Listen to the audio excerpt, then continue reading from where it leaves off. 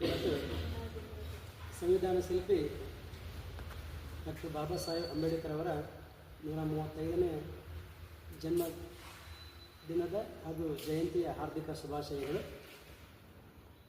ನಾವೆಲ್ಲ ಶಿಕ್ಷಕರಾಗಿರೋದ್ರಿಂದ ಅಂಬೇಡ್ಕರ್ ಬಗ್ಗೆ ಗೊತ್ತಿದೆ ನಮಗೆಲ್ಲರೂ ಕೂಡ. ಅವರ ಜನನ ಸ್ಥಳ, ಊರು, ಬುದ್ಧಿ, ಅವರ ಸಾಧನೆ ಏನು ಅಂತಕ್ಕಂಥದ್ದು. ಆದರೆ ನಾವೆಲ್ಲರೂ ಕೂಡ ಗೊತ್ತಿರದೇ ಇರತಕ್ಕಂಥ ಕೆಲವೊಂದು ವಿಷಯಗಳನ್ನು ತಿಳ್ಕೋಬೇಕು ಅಂತ ನಾವೆಲ್ಲ ಈಗ ನೋಡ್ತಾ ಇದ್ದೇವೆ. ಅಸಮಾನತೆ ಅಂತಕ್ಕಂಥದ್ದನ್ನು, ಹಾಗೆ ಶಿಕ್ಷಣದ ಕೊರತೆ ಅಂತಕ್ಕಂಥದ್ದನ್ನು, ನಾವೆಲ್ಲರೂ ಮೇಲು ಕೀಳು ಅಂತಕ್ಕಂಥ ಮನೋಭಾವನೆಯನ್ನು, ಈ ಹಿಂದೆ ನಾವು ಈಗ ಶಿಕ್ಷಣವಂತರಾಗಿದ್ದೇವೆ, ಈ ಹಿಂದೆ ಇರ್ತಕ್ಕಂಥ ಆ ಒಂದು ಪರಿಸ್ಥಿತಿಯನ್ನು ಅನುಭವಿಸಿ ಶೋಷಿತ ಸಮಾಜ ವರ್ಗದ ಆ ವ್ಯಕ್ತಿಗಳಿಗೆ ಧ್ವನಿಯಾಗಿ ತಮ್ಮ ಜೀವನವನ್ನು ಆ ವ್ಯಕ್ತಿಗಳ ಉದ್ಧಾರಕ್ಕಾಗಿ ಮುಡುಪಾಗಿಸ್ತಕ್ಕಂಥ ಏಕೈಕ ವ್ಯಕ್ತಿ ಅಂತಂದರೆ ಡಾಕ್ಟರ್ BR ಅಂಬೇಡ್ಕರ್ ಅವರು. ನಾವೆಲ್ಲ ಪ್ರೀತಿಯಿಂದ ಅನೇಕ ವ್ಯಕ್ತಿಗಳನ್ನು ಅನೇಕ ರೀತಿಯಾಗಿ ಕರಿತಾ ಇದ್ದೇವೆ. ಹಾಗೆ ಅವರನ್ನು ನಾವು ಪ್ರೀತಿಯಿಂದ ಬಾಬಾ ಸಾಹೇಬ್ ಅಂತೇಳಿ ಕರಿತಾ ಇದ್ದೇವೆ. ಹಾಗೆ ಮೊಟ್ಟ ಮೊದಲು ವಿದೇಶದಲ್ಲಿ ಓದಿರ್ತಕ್ಕಂಥ ಶೋಷಿತ ವರ್ಗದ ಮೊದಲ ವ್ಯಕ್ತಿ, ಮೊದಲ ಕಾನೂನು ತಜ್ಞ, ರಾಜಕೀಯ ಚಿಂತಕ, ಅಪ್ಪಟ ದೇಶಪ್ರೇಮಿ, ಪ್ರಗತಿಪರ ಚಿಂತಕರು, ಹೀಗೆ ಹೇಳ್ತಾ ಹೋದರೆ ಸಾಕಾಗೋದಿಲ್ಲ ಅವ್ರ ಬಗ್ಗೆ. ಜೊತೆಗೆ ಅತಿ ಹೆಚ್ಚು ಡಿಗ್ರಿಗಳನ್ನು, ಪದವಿಗಳನ್ನು ಪಡೆದಿರ್ತಕ್ಕಂಥ ಭಾರತ ದೇಶದ ಏಕೈಕ ವ್ಯಕ್ತಿ. ಒಂದ್ಸಾರಿ ಹೀಗೆ ಅಂತಾರಾಷ್ಟ್ರೀಯ ಮಟ್ಟದಲ್ಲಿ ಭಾರತ ದೇಶದ ಅತಿ ಬುದ್ಧಿವಂತ ವ್ಯಕ್ತಿ ಯಾರು ಅಂತೇಳಿ ಸಮೀಕ್ಷೆಯನ್ನು ಮಾಡಿದಾಗ ಸುಮಾರು 2 ಕೋಟಿ ಜನರು ಡಾಕ್ಟರ್ BR ಅಂಬೇಡ್ಕರ್ ಹೆಸರನ್ನು ಹಾಗೆ ಸೂಚಿಸ್ತಾ ಇದ್ದಾರೆ. ಒಂದೇ ಹೇಳಬೇಕು ಅಂತಂದರೆ ನಮ್ಮ ಜ್ಞಾನದ ಸಂಕೇತ. ಈ ಒಬ್ಬ ವ್ಯಕ್ತಿ ಯಾವುದಕ್ಕೂ ಸರಿಸಾಟಿ ಇಲ್ಲ. ಈ ವ್ಯಕ್ತಿ ಬಿಟ್ಟು ಬೇರೆ ಯಾರೇ ಆಗಿದ್ದು ನಮ್ಮ ದೇಶದಲ್ಲಿ ಈಗ ಪ್ರತಿಯೊಂದು ಊರಿನ ಗಲ್ಲಿಗಳಲ್ಲಿ ಕಂಚಿನ ಪ್ರತಿಮೆಗಳನ್ನು ನಿರ್ಮಾಣ ಮಾಡಿರ್ತಾ ಇದ್ದೇವೆ. ಕೆಳಜಾತಿ ಅನ್ನೋ ಒಂದೇ ಒಂದು ಕಾರಣಕ್ಕಾಗಿ ಆ ವ್ಯಕ್ತಿಯನ್ನು ಯಾವುದೋ ಒಂದು ಸ್ಥಳದಲ್ಲಿ ಇಟ್ಟು ಪೂಜೆ ಮಾಡ್ತಾ ಇದ್ದಾರೆ. ಅದಕ್ಕೆ ಹೇಳ್ತಕ್ಕಂಥದ್ದು, ನಾವೆಲ್ಲರೂ ಕೂಡ ಒಂದೊಂದು ಜಾತಿ, ಒಂದೊಂದು ಧರ್ಮಕ್ಕೆ ಒಬ್ಬೊಬ್ಬ ವ್ಯಕ್ತಿಗಳನ್ನು ಆರಾಧಿಸ್ತಾ ಇದ್ದೇವೆ.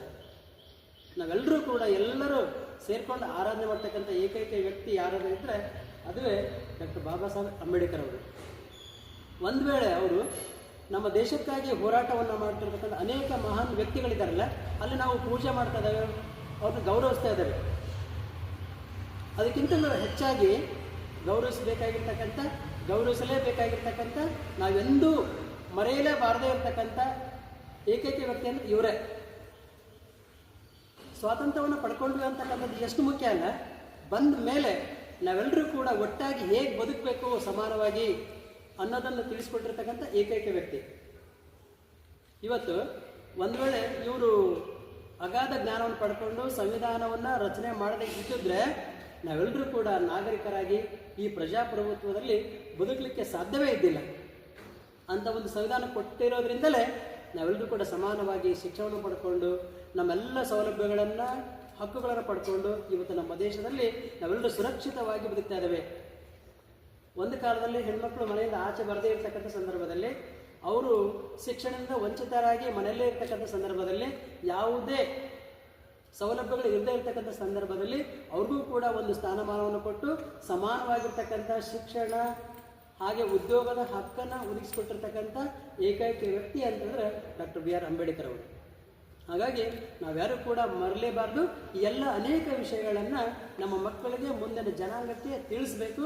ಅವರು ಈ ನಮ್ಮ ದೇಶದ ಅನೇಕ ಸ್ಫೂರ್ತಿಯ ಮಹಾನ್ ಪುರುಷರಲ್ಲಿ ಏಕೈಕ ಸ್ಫೂರ್ತಿಯ ಮಹಾನ್ ಪುರುಷ ಇನ್ನೊಬ್ಬ ವ್ಯಕ್ತಿ ಅಂತಂದರೆ ಈ ಬಾಬಾ ಸಾಹೇಬ್ ಅಂಬೇಡ್ಕರ್ ಅವರು. ಹಾಗಾಗಿ ಎಲ್ಲರೂ ಕೂಡ ಅವರ ಗುಣಗಳನ್ನು, ಅವರ ಆದರ್ಶಗಳನ್ನು ಪಾಲಿಸೋಣ, ಮುಂದಿನ ಪೀಳಿಗೆಗೆ ಅವರನ್ನು ಕೂಡ ಕೊಂಡೊಯ್ಯೋಣ.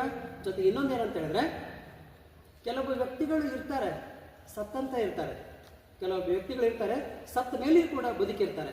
ಆ ಸತ್ತ ಮೇಲೆಯೂ ಕೂಡ ಬದುಕಿರ್ತಕ್ಕಂಥವರ ಸಾಲಿನಲ್ಲಿ ಸೇರ್ತಕ್ಕಂಥ ಅನೇಕ ಅಪಾರ ವ್ಯಕ್ತಿಗಳಲ್ಲಿ ಇವರು ಕೂಡ ಮೊದಲನೇಗರ ಹಾಗೆ ನಿಲ್ತಾ ಇದ್ದಾರೆ. ಹಾಗಾಗಿ ನಾವೆಲ್ಲರೂ ಕೂಡ ಗೌರವಿಸೋಣ, ಅವರ ಆದರ್ಶಗಳನ್ನು ತಿಳಿಯೋಣ ಅನ್ನೋ ಮಾತನ್ನು ಹೇಳ್ತಾ ಮಾತಾಡಲಿಕ್ಕೆ ಅವಕಾಶ ಕೊಟ್ಟಿರ್ತಕ್ಕಂಥವ್ರಿಗೆ ವಂದಿಸಿ 2 ಮಾತು ಮುಗಿಸ್ತೇನೆ. ಜೈ ಹಿಂದ್, ಜೈ ಕರ್ನಾಟಕ.